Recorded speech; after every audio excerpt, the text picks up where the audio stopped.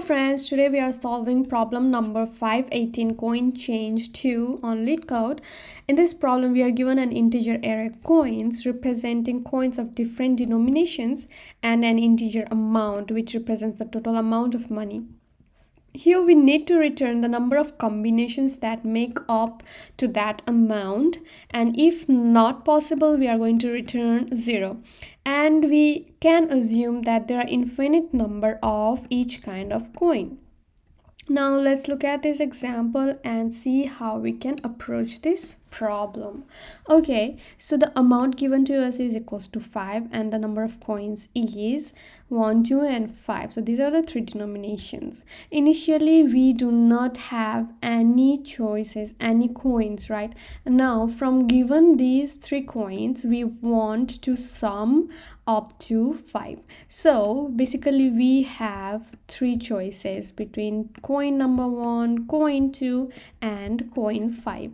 So let's check this coin. Can we make up to sum equals to 5 using this coin? Yes, of course. Why? Because the value is equal, so just one of these coin will give us the amount 5.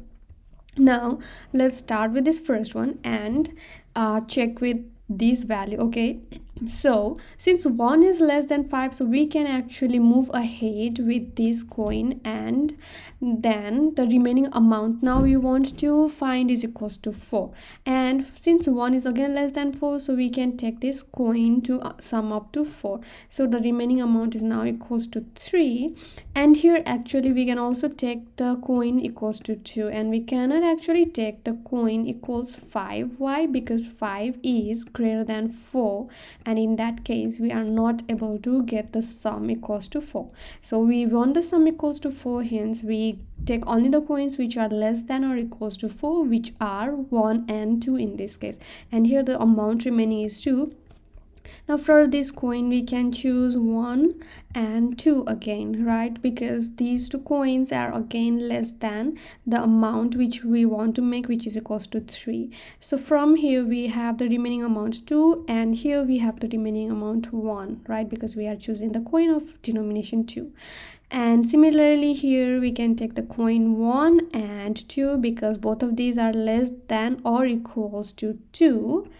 And next here what we have remaining is 1, and here the remain is equals to 0, right? Since the amount that is equals to 0, we return back, okay, because we already have found one combination here. So now we stop from here, and in this case we again move ahead, and we can now only take the coin of denomination 1 because rest of the coins are greater than the amount, right? So now we also found our coins, and hence we found one combination over here as well. So far we have found 2 combinations, and now let's look at this case here. Now here we have a coin equals to 2 and the amount remaining is 1.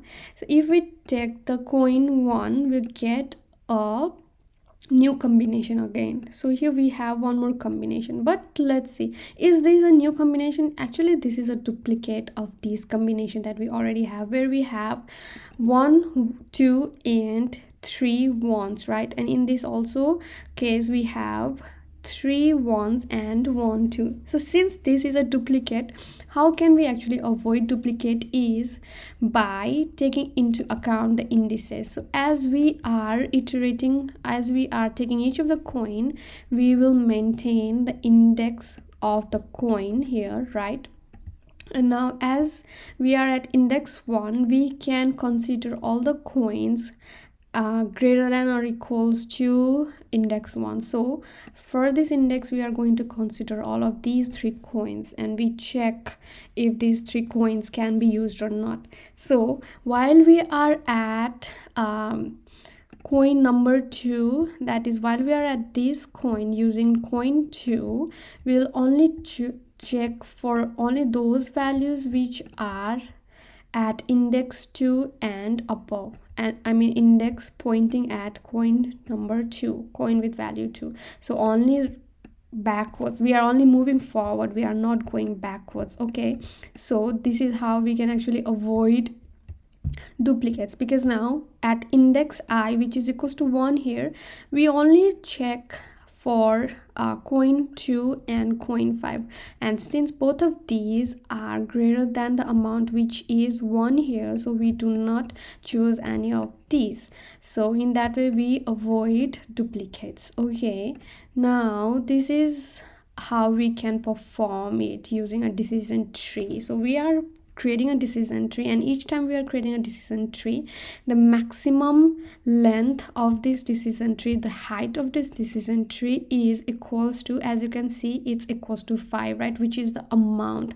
So in the worst case it will be the amount, and the breadth or the number of decisions we make for each of the node is equals to 3, right? So that is equals to the number of coins, the maximum in worst case. N is the amount and M is the number of coins, and each time we are making M number of decisions, so our time complexity becomes M to the power of n. So this is exponential time complexity, which is huge. So can we solve it in can we optimize this solution? Well, yes, of course we can optimize this solution. So let's look how we can optimize this solution. Okay, so for this solution, what are we doing is we are actually doing the same thing again and again. We are making a decision on each of the nodes. So this boils down to a DFS problem while we are moving over each of the branch, and then we go to the next branch. So this is a DFS problem, and for this one what are we doing is we are passing on the index, right, so that we know which coin are we at. So we are passing the index, and we will also need the amount that we want to evaluate for that given index, right? So we need these two values here. And in this DFS now, as there could be a point or situation where we are evaluating our DFS, let's for example I equals to 2 and amount equals to 3, we could end up with multiple DFS calls for this particular values, right? So in that case what we do is we use memoization technique, where we are storing the value for this DFS solution in our memory, and the next time when we encounter the same DFS problem, in that case we take the values from our memory and then return that value. We are not going to calculate this again. So basically in that case we are only performing one operation at a time for a given combination, right? And how many combinations will we have? We'll have total of m times n combination. So in that case our time complexity now reduces to m times n. Okay, from exponential now we have reduced it to m times n. So there is also a solution where we can solve it in just n time complexity, n of n space complexity, and I'll just show you in a bit, but like for n times m time complexity, how can we solve it? And that will also consume the same amount of memory. So let's see how we can perform our DFS using memory. Okay, so what I'm doing here is, for this problem I have created a table over here, and we are now going to look at this table and perform our evaluation. So this is our memory, our DP 2D array, and here I have arranged the amount in ascending order, and here we are also taking into consideration the amount equals to 0, and we have the number of coins here.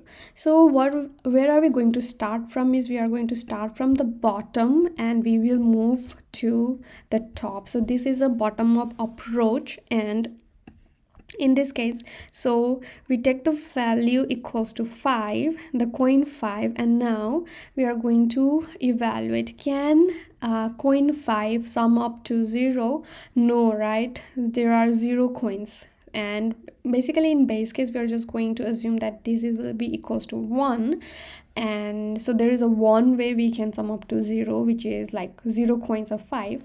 And like, what about, can coin 5 sum up to 1? No, right? So now in this case we take the value 0. So similarly for this, we take the value 0 because 2 is also less than 5, right? So here we are actually doing the modulo operation, the amount modulus of the coin, right, which is equals to 5. So if that is equals to 0, then we had a value equals to 1. So in the case of amount equals to 0, we will get the value equals to 0, right? So that's why we have a 1, and in these two cases we will not have the value equals to 0, and this condition becomes false, and hence we add the amount equals to 0. Okay, similarly here it will be 0. And in this case, since it is divisible by 5 and the remainder is equals to 0, we get the value 1 here. Now checking for this condition, now starting from this condition, we are going to check for the bottom row, I mean for the previous row, and also the row itself. Okay, so let's take this example. Let's take this row. So we start from index for coin amount 0, and here also we are going to add the value 1. Now for amount 1, can to sum up to amount 1? For that, what we do is we look up to the index 1 minus 2, which is equals to -1. So -1 actually goes out of bound, and in that case we assume that the value is equals to 0. And now here we look the down one. Why are we looking down? Because as I mentioned earlier, that while we were performing our iterations here, starting for coin 2, we only look for 2 and beyond, right? So we'll check for coin 2, also we check for coin 5 also, right? So we are not checking for coin 1, so we check both the cases 2 and 5. So that is what we are doing here. We check for both of these two.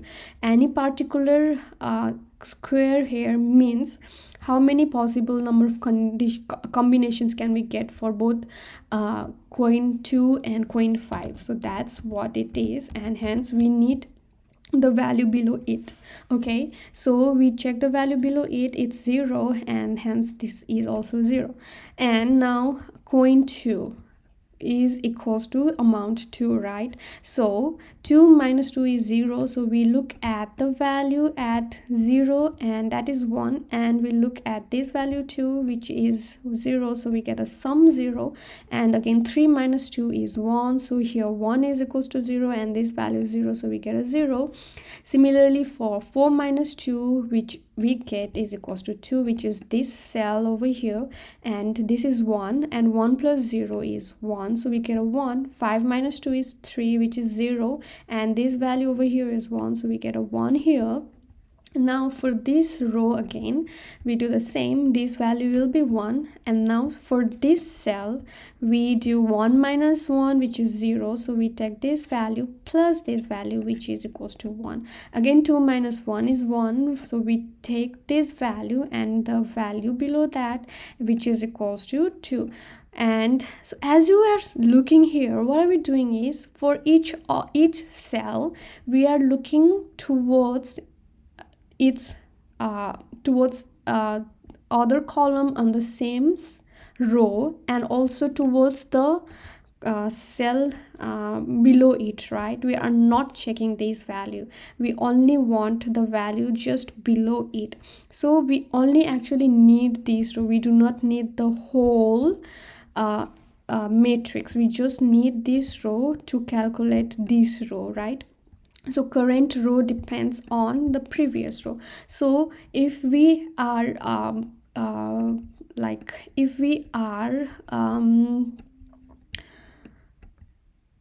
able to understand that, so in that case we can reduce our space complexity to big O of n, as we will only be maintaining two different rows and not the whole matrix, which is m times n. Okay, so in that case our space gets optimized. Okay, so now continuing with the value calculation here. So what we do now is to find this, we add up 2 plus 0, we get a 2 here.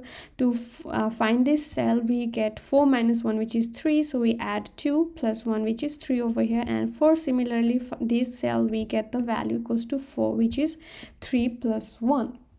And now this becomes our final result, and our final result will be at index 0 comma the last index, which is equals to 5, and 0 is the coin and 5 is the amount A. Okay, so basically this will be our final value.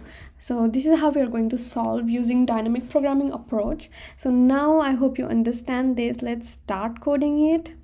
So let n equals to coins that length. Okay, and now let us create our first of all DFS function, and then to our DFS we will later on add dynamic programming memoization technique. So what are we checking is, first we need to check if I is equals to the last coin, right? Which is when I is equals to the last coin, then we are performing our modulus operation here, right? So if I equals to coins, okay, equals to n minus 1, so that is when we return the value a modulo of coins at index n minus 1 equals 0, right? And here, okay, we are going to call our DFS with I equals 0 and amount equals to the given amount. And if again in this case, now what we do is, let's just don't consider DFS first of all. So now that we have our condition, base condition written, now we are making decisions, right? So we make a decision to take or not take the coin, right? So if we do not take the coin, then what we do is we move to next coin, right, to the next index. So okay, let result equals 0, and now result plus equals, and if we are not taking, then in that case we move to the next index, right? But the amount remains the same because we are not taking any coin, so we are not reducing the amount. Now if we are taking a coin, in that case we need to consider a thing, that is the amount of coin, the value of the coin should be less than or equals to the amount, right? As in this case here we have the value 5 here, but the amount we need is equals to 4, right? And since 5 is greater than 4, so we don't take it, so we only take the values which are less than or equals to 4, right? So if coins at index I is less than or equals to amount, only then we take the amount and we add it to our result. So in that case we take the same index, but amount is now reduced to the value of the coin, right? As in this case here, okay, it's a lot of zebra issues, I'm just okay. So as in this case we take the coin 1 and now amount is reduced by 1, right? So now amount is 4, and we are not actually going to the next index, we are not changing the index because we want to start from the same index, right? As we know that the index at the same value is 1 is less than 4, right? So we can choose this value 1, right? It's a valid coin, so we do not want to miss that out. So that's why we do not change our index, but we only reduce the amount. Okay, and then finally we return our result. So this is our DFS approach. Now to add DP here, what we do is we create a DP equals to new array of length equals to the number of coins dot and we are going to fill it with -1 and map it so that we can create a 2D array, and that would be amount plus 1, right? Amount plus 1. As you could see here, we have amount equals to 5, and we also have a 0 index, so that would be amount plus 1. So amount plus 1, and we are filling it with -1 here. So this gives us our 2D matrix memory. And now here we need to check if we already have the DP at this index for the given amount which is not equals to 1, then we just return our DP value. We do not want to recalculate it. If not, then we have to calculate it and we assign our DP before we return the result. And finally we are going to return our result. Okay, let's try to run this code and check if this works fine.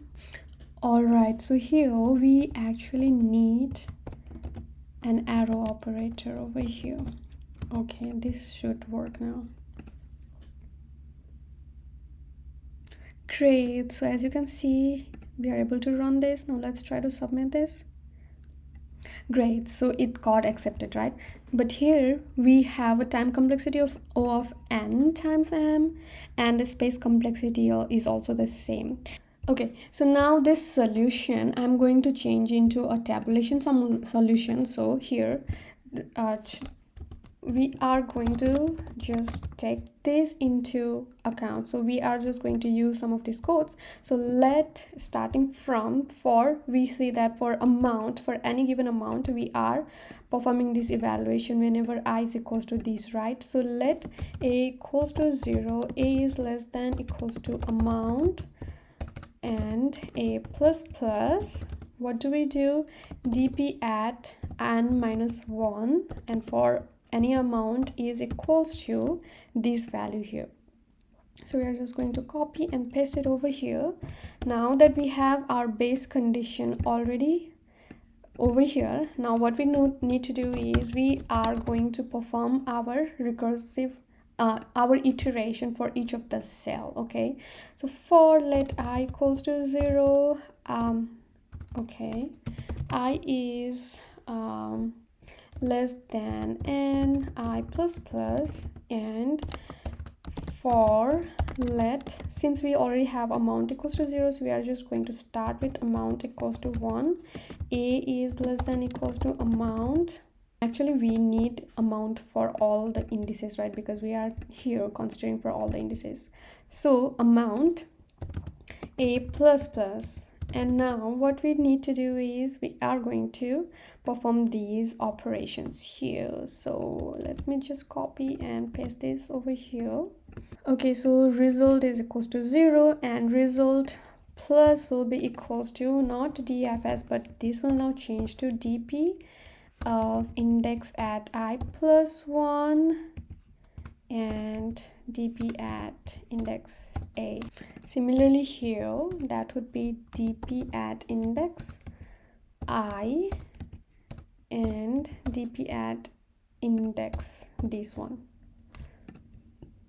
And finally our DP at this value will be equals to the result. Now one more thing to note over here is that our DP at any given index I depends on I plus 1, but we are starting at index 0, so we will not have the value at DP of 1, right? So for that, what are we doing is we are actually going to start backwards. Since we already have n minus 1, we are going to do for n minus 2, and I is greater than equals to 0 and I minus minus. Okay, and in case of this one amount, we are looking forward, right? We are looking at index less, any amount less. So since we are starting from 0, so that's okay with it. Okay, so that's it. Now let's comment this thing out and let us return our value, which will be at index equals to the amount, which is I equals to 0 and amount, right? Because here, as you could see, our value here is which index where our a amount is equals to 5, and our coin is the first coin which is at index 0, right? So 0a, so that would be 0 and the amount. Now let's try to run this code. So we got a wrong answer, we are getting undefined here. Oh, we need to return this, right? We did not return it. Great, so it got accepted. Let's submit this one. Awesome, so this got accepted too, but this is still O of n times m space complexity, right? So let's now reduce the space. So for that we will only need 2 rows, that is a current row which is equals to new. So I'm just going to copy and paste this over here, and similarly we need previous equals to new. Okay, copy paste. And here what are we going to do is this will be our previous row, and here we are going to add, so this is also our previous one because we are looking at the previous, and at index I is our current one, and this is also current row. And then finally we are going to change our previous to current. So I'm going to perform slice operation here, and since we are returning dp0, so this will be equals to previous amount. Okay, now let's try to run this. Awesome, let's submit this one. Great, so this is how we can optimize it. So in this case our space complexity is only O of n, right? And that is how we are able to solve this solution. So this solution got a little longer, but I hope you understood it, and if you liked it, please like and subscribe. Thank you so much.